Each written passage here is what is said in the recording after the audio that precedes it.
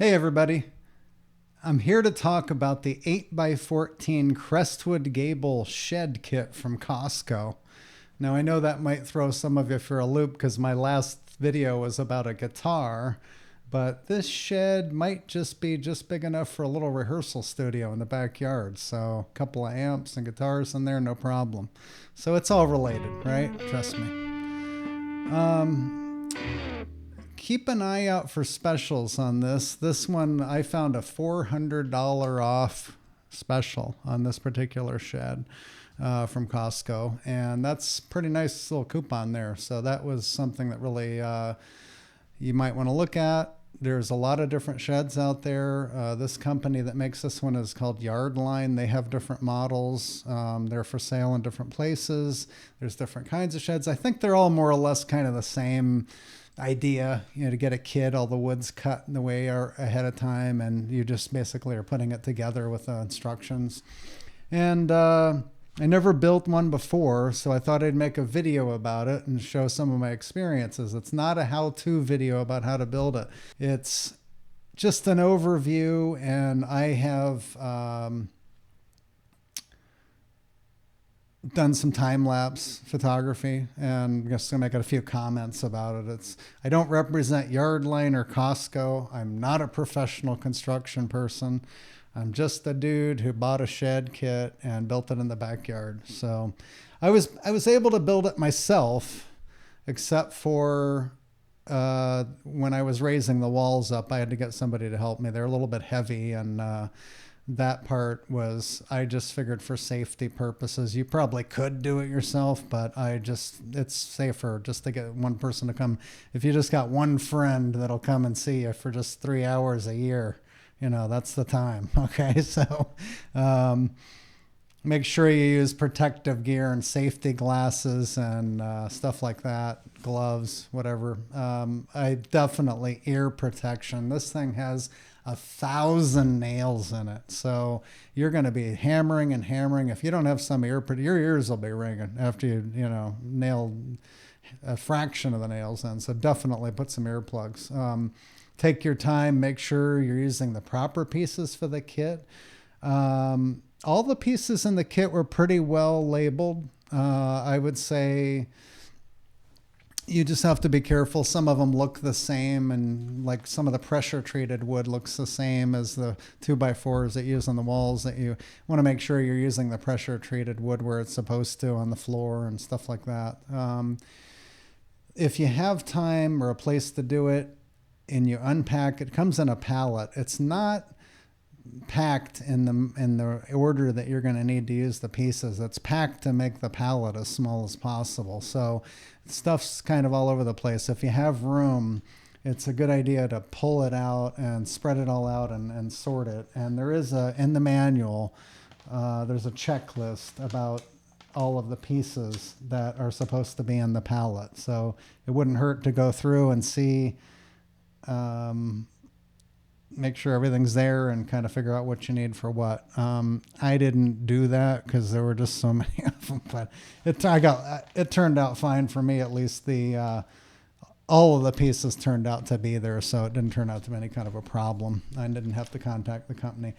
The manual, it's an 88-page manual. One of the things they tell you in the manual is to read the manual, and imagine that. So what I would do is just go through and kind of just go over the manual a little bit first and get a little bit familiar with what you're going to be doing, because there's a lot of stuff in here. And when I first looked through it, I was just like, oh my God, what did I get into?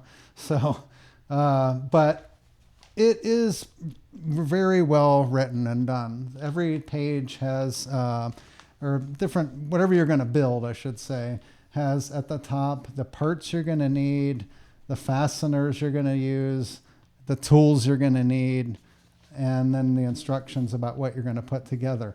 I highly recommend doing everything in the order that it tells you to do it in here. Sometimes you think, why am I doing this now? Because I'm not going to use this till later. But you just build the pieces, set them aside, and then when you're ready to use them later, they're all there. And it really is more efficient to just follow the way that they tell you to do it. There are a few things that are not included with it, and this is the foundation, which is very important. It does have a floor, but you have to set it on something. You can't just set the thing on the ground. You need to have some kind of foundation. There are some ideas about what you can use for a foundation in the manual. I went on YouTube and looked at some different foundations to see what people would do, and I decided to do mine a certain way that's pretty extreme. I live somewhere where there are earthquakes, so I don't want to make sure that shed doesn't move, and it's not going to. I'll show you. That's going to be the first thing that I talk about in the video is the foundation part of it, which is very important to do something that's pretty good with the foundation. The other thing is that it also doesn't have shingles, so you'll need something to cover the roof. You'll need shingles and paint and caulk. So between those things, the materials, you could spend a few $100 extra bucks, or maybe even a little bit more than that, depending on what you're doing. But so take that into account. There will be a little bit of extra expenditure there. So other than that, I'm just about ready to show you how I worked on the foundation, and I'm going to make some comments over pieces of it. And again, it's not a how-to video, just to give you a rough idea about how it's built. Most of it's time-lapse stuff, so it's not really going to show you a lot of details, but I do recommend just following the manual because it is pretty good, and if you do that, you'll get where you want to go. All right. So my foundation is basically the two 4x4 pressure-treated rails that I'm going to set this on, and I'm using pylons that I made with using concrete forms. Made sure everything was very straight and level. I spent a lot of time tweaking this and making sure everything was level and straight. And when it comes to the foundation, you really want to take your time and make sure you've got the foundation set up. I went crazy with this. Each one of these holes is 2 feet deep, and I put some rebar in there. I have compacted the soil at the bottom of them and put some gravel in there and compacted that. Then I mixed the concrete in a wheelbarrow and then put it in there. Some people just pour the dry concrete in a hole like a fence post and then put water in it. I don't think that's a good way to do it. I think it's better to mix the concrete before you make sure you got a good mix. So here's the finished foundation, ready to start building the floor. Here I am lining up the floor joists on the foundation. Building the floor is also something you want to take your time with and make sure it's all square and level. The floor joists are 16 inches on center with the provided lumber in the kit. There are also instructions in the manual for building the floor joist 12 inches on center for extra strength using lumber that you must provide. I decided to build mine using 12-inch on center spacing with some additional pressure-treated lumber since it only takes a few more pieces. Pressure-treated wood can be a real pain. Seems like it's either just really wet from the treatment or it's really warped when it's dried out. Doesn't matter whether you get it from a home store or a lumber yard or any place. There were some pieces in the kit that, in my opinion, were just too warped to use. So when I picked up the extra lumber for the floor joists, I got a few more pieces to replace the side rails of the floor. That's the darker looking wood you see. I didn't attempt to contact the company about it. I just went ahead and bought the pieces rather than hassle with it. From what I've researched online, warped wood is probably the #1 complaint about shed kits in general. Sometimes you need to be careful about where you're putting the not-so-straight pieces. They are fine in some places, but watch out around seams and edges and try to use the straighter pieces there. I recommend dry fitting the floor on the joists before you nail them to the foundation to make sure everything is square and straight. Make sure the seams where the floor panels meet the joists are aligned so there's an equal amount of joist on each side of the floor panel for nailing. Also, make sure it lays flat on the joist before nailing it down. I had to plane off a few edges of some warped pieces here and there so they were flat. Making a few adjustments is a lot easier before everything's nailed together. You'll notice I actually dry fit the floor panels a few times before finally nailing everything down. Sorry for the repetition, but I wanted to show you what I did to make sure it was perfect. Finally, I'm nailing the floor down. I use a tape measure that I line up with the joists on the side for a nailing guide. You could snap a chalk line or mark it with a pencil instead if you wanted to.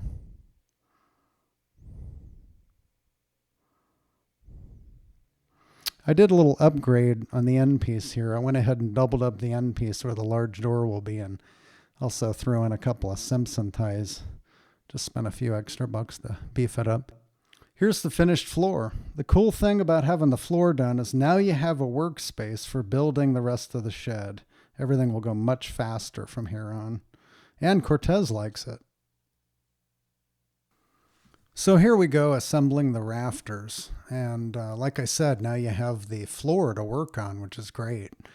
And the rafters, you build a little template here and then line them up. This is all in the manual. You put on these braces at the top, and those have to be glued. The caulk is something that's not included, so you'll need that, some glue. And this is one of the things you build and then set aside for a little while till you need it again. One of the things you'll notice here is that I'm wearing knee pads, and you might have seen that before. That's one of the things I didn't mention, is that you're definitely going to want knee pads. For me, building this thing, in case you haven't noticed, you spend a lot of time on your knees. And I'm very big on the ear protection and the safety glasses as well. But it is really nice to have that floor to just use now as a workspace to build things on.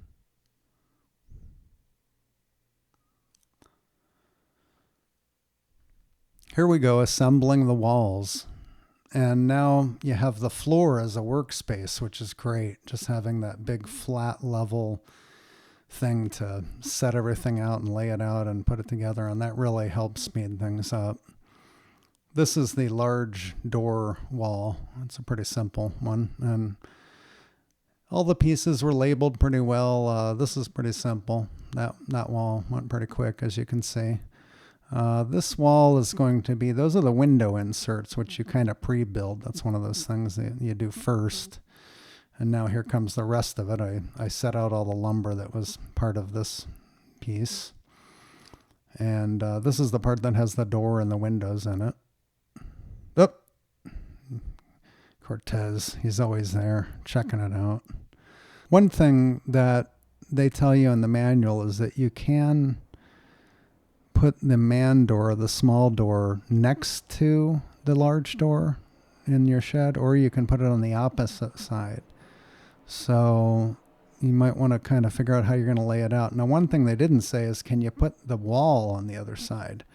And the answer is yes, you can, and which I did it that way because that's how I wanted mine laid out in that direction. So that was fine. You can kind of put the walls where you want them. You just have to kind of figure out a few reverse measurements here and there. It's not really any big deal.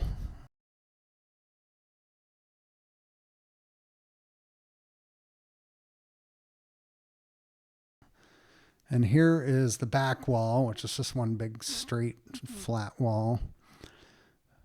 One cool thing about this shed is that it's built with 2x4s. And I noticed a lot of sheds, they use 2x3s. So that was something that was kind of nice. It is fairly strong with the 2x4 construction. That was a neat part of this shed. Here I go, nailing again.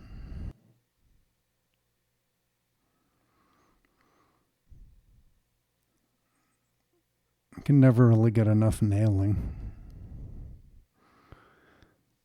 So here's the other end wall that doesn't have a door in it. It's a little weird how this one goes together, but I just followed the directions, and I wound up doing a little bit of an upgrade on it I'm going to point out later. Here we go, raising the walls.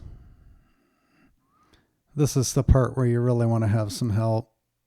The walls, after they're built, can be a little heavy, and you're putting them right up on the edge of the floor. So definitely this is the time to get some help.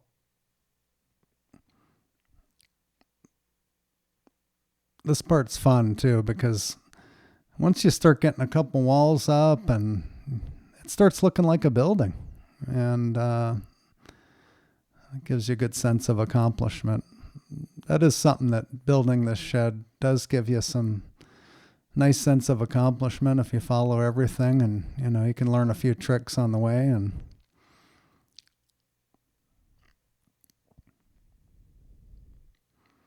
here's all the walls now up. Still need a roof though. There we are, all 4 walls up. Here are the shelves. You might say, why am I building the shelves? There's no roof, but you do need to put the loft part in before you do the roof, so that's why, I guess. I wasn't super thrilled with the shelves here. I was going to change them. They're kind of shallow. I never got around to changing them. They work okay, but that was something that I wasn't 100% thrilled about, was the shelves. It's easy enough to make them a little bigger if you want to, but like I said, I never got around to it, so they worked fine.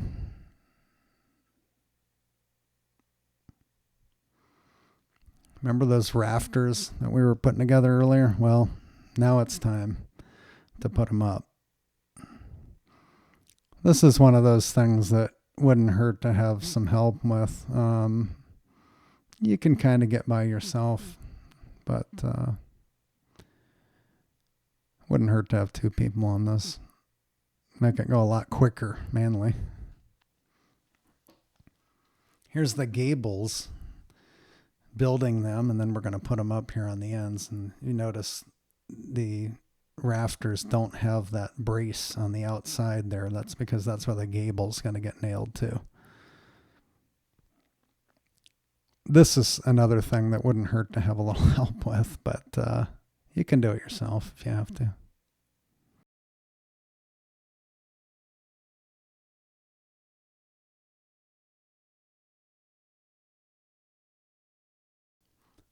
Here we go with the sheathing the roof. Those clouds look neat in that time lapse. So this is pretty straightforward. We just have some big panels that we're going to have to put up there. This is something you really should have some help with. I couldn't get any help that day, so I did it myself, and wound up dropping a couple pieces. So just be careful nothing's down below there, because this can be a little tricky.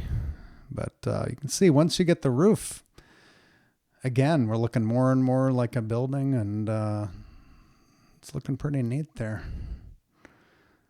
A few more pieces. It really helps to have 2 ladders for this whole job, because sometimes you're just running in and out, and you don't want to always have to move ladders all over the place. It really does help to have a couple of them. I tie up the ladder there. I try to be as safe as possible with the work I'm doing. Here's the trim that goes on the outside. Again, a couple of these pieces were a little bit warped. I wound up cutting some new pieces. It didn't cost much. It was just a couple of 2x4s.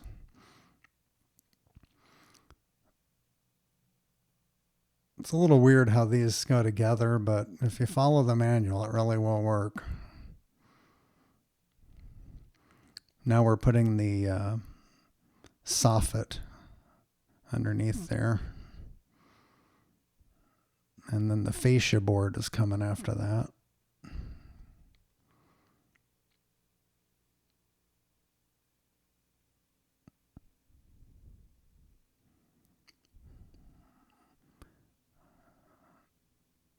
I did like the trim on the shed, the way that the design is, and here I put blocking in here. Normally they tell you in the manual to put 1 piece. I decided to go ahead and just block.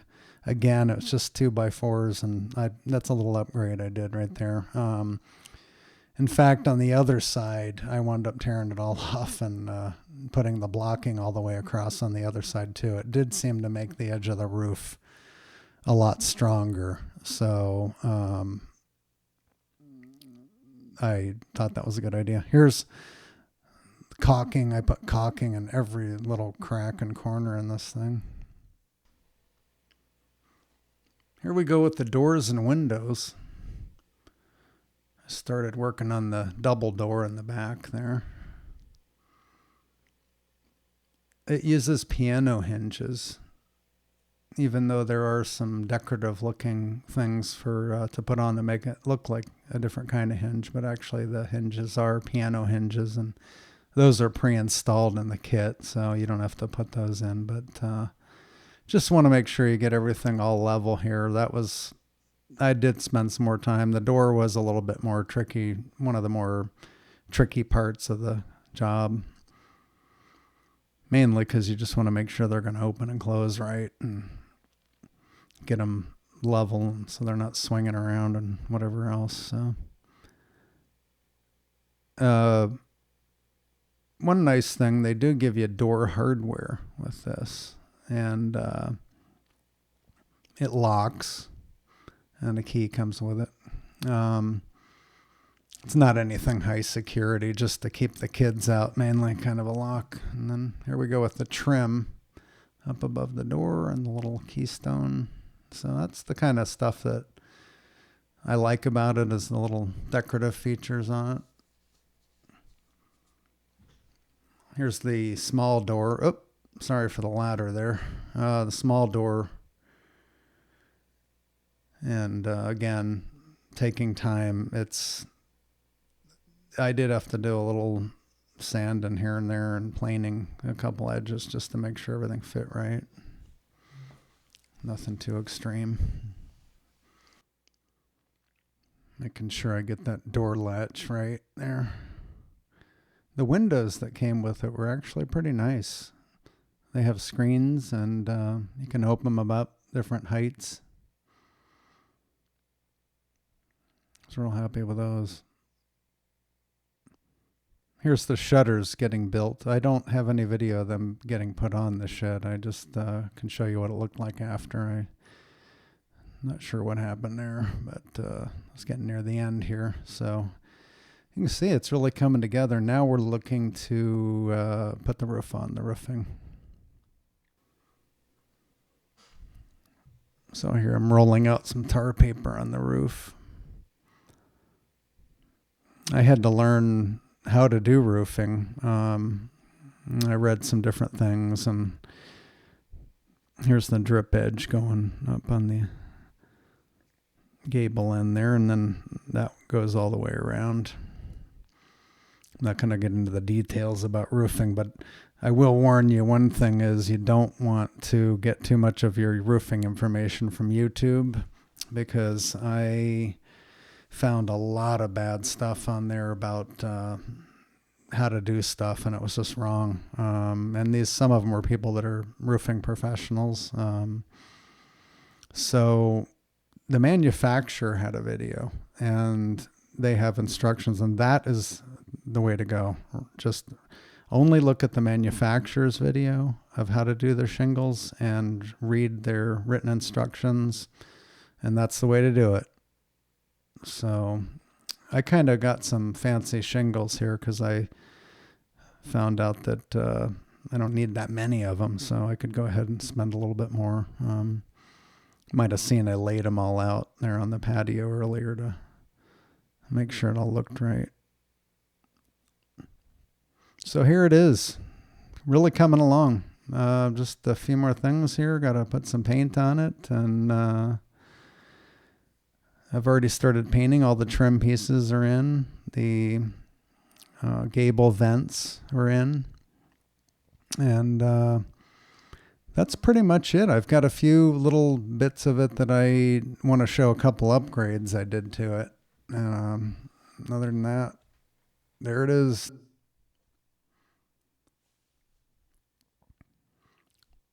So I did a few little upgrades to it here. The obvious one you can see is the flooring there. And believe me, that's some cheap flooring. I got the absolute cheapest flooring I could find at a flooring box store. So turned out pretty good though. I wasn't sure it'd hold up. I've had it a little while. It's holding up all right. And then also you'll see the the little edge I put on there, that metal edge, I figured there might be a lot of stuff kind of banging in and out of there, so I put that threshold on there. And in the back, you can notice there's a couple extra studs on that back wall that I put in up by where the shelves are. I thought that gave it a little bit more strength on the back wall and also on the shelves. So, it was just a couple of 2x4s, so it wasn't any big expenditure or anything. I also put a whirlybird on it. It can get pretty toasty in there in the summer with the sun beating down on it, so that's helped, and it wasn't too complicated. And of course, la pièce de résistance, the eagle to watch over the shed. Thanks for watching, everybody. See you next time.